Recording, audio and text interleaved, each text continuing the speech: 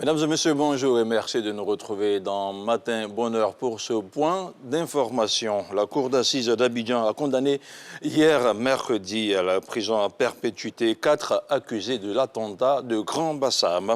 En 2016, l'attaque avait fait 19 morts, dont des Européens. L'éclairage de Sidonie Davila. Le verdict est tombé ce mercredi. 10 condamnations à perpétuité pour les accusés de l'attentat terroriste de Grand Bassam. Ce procès-là, c'était pour dire à ceux qui viennent porter ce coup aux Ivoiriens que leurs actes ne resteront pas impunis. Contre les 10 personnes dont le tribunal a retenu la culpabilité, il a été prononcé la peine maximale de l'emprisonnement à vie. Ce verdict nous satisfait entièrement parce que c'est conforme d'abord à nos réquisitions. Mais c'est aussi conforme à l'esprit même de tous les actes de terrorisme. Depuis l'ouverture du jugement, le 30 novembre dernier, les avocats de la défense ont plaidé pour l'acquittement des prévenus. Avec cette sentence, c'est un sentiment mitigé qui les anime. Nous estimons que le tribunal aurait dû aller jusqu'au bout, d'accord, de sa démarche.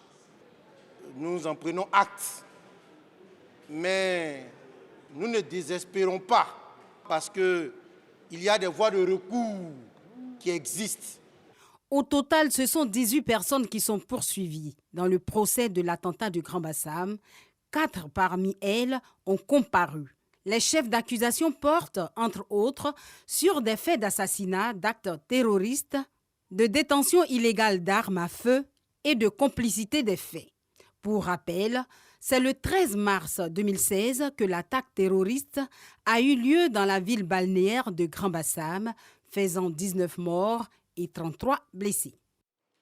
On parle maintenant d'économie afin d'optimiser la gestion du portefeuille de l'État. Le gouvernement continue d'implémenter les meilleures pratiques en matière de gouvernance et de performance des entreprises publiques. En 2022, les bénéfices générés s'élèvent à 60 milliards de francs CFA. C'est l'annonce du ministre Moussa Sanogo en marge du lancement des travaux du nouveau bâtiment devant abriter la direction générale du portefeuille de l'État. Un reportage de Lonsiné Bakayoko. Grâce aux nombreuses réformes initiées par le gouvernement, réformes essentiellement matérialisées par l'adoption d'un nouveau cadre juridique du portefeuille de l'État, la formation d'administrateurs représentant l'État actionnaire et la généralisation des contrats d'objectifs et de performance, la gouvernance des entreprises publiques et parapubliques s'est sensiblement améliorée.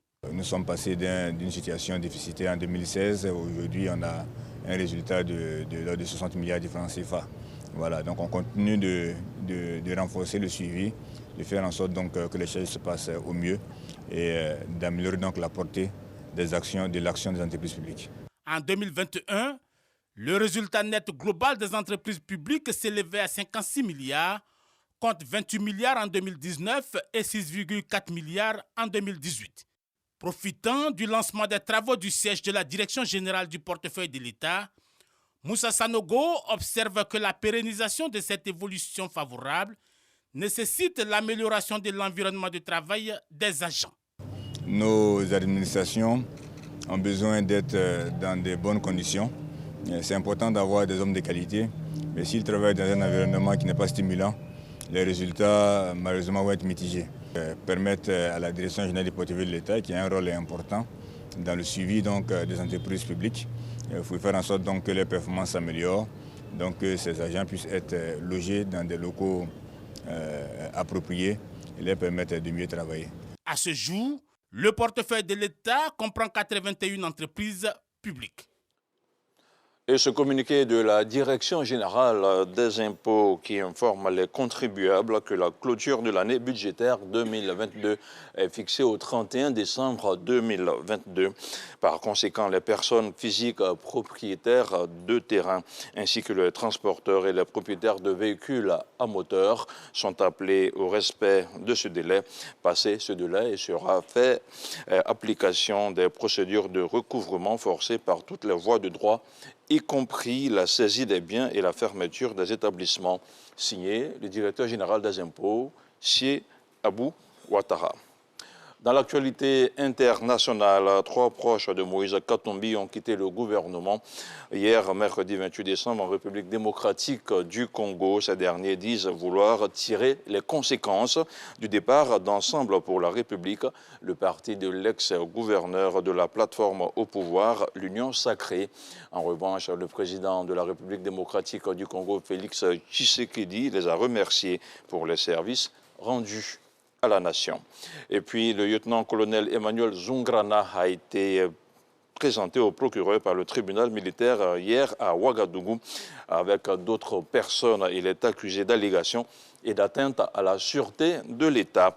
L'officier supérieur venait d'être mis en liberté provisoire après 11 mois de détention. Il était accusé de complot contre l'ex-président Roch Marc Christian Kaboré. Et voilà qui ferme ce point d'information. Merci de l'avoir suivi. On se retrouve avec beaucoup de plaisir la semaine prochaine. Mais d'ici là, je vous laisse en compagnie de Renaud.